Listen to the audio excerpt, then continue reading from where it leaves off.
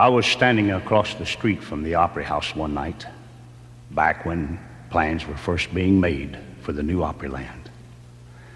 And I was wondering, after the Opry was moved, if it could still be the way that it's always been. Well, it was late, and as I started to walk away, I noticed the front door standing open, and I thought something might be wrong. So I crossed the street and went in.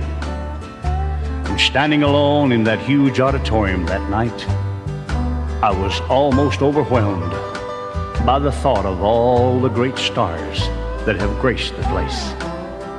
And my footsteps made eerie echoes as I slowly walked through the empty building, and I took a seat near the stage. I closed my eyes for a few minutes and just tried to remember how it was years ago. And when I opened my eyes, the stage lights was on, and I couldn't believe what I was seeing. A man was standing at the microphone, and his voice boomed through Ryman Auditorium and echoed down the empty halls. Welcome to the Grand Ole Opry, the greatest Grand Ole Opry of all. And then it started, and they were all there, the most brilliant stars in heaven, all together. Patsy Cline was first. No, she never sounded better.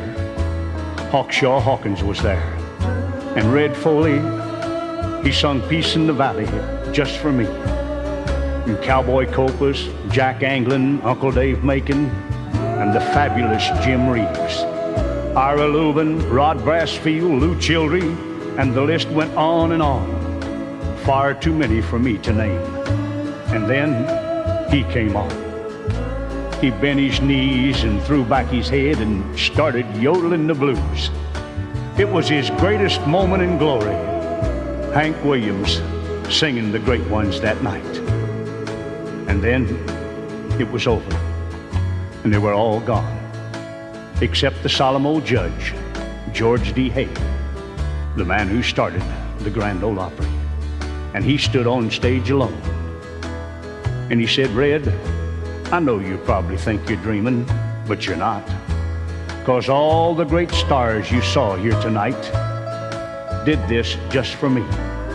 Just once, while the old building was still standing, I wanted you to see the greatest Grand Ole Opry.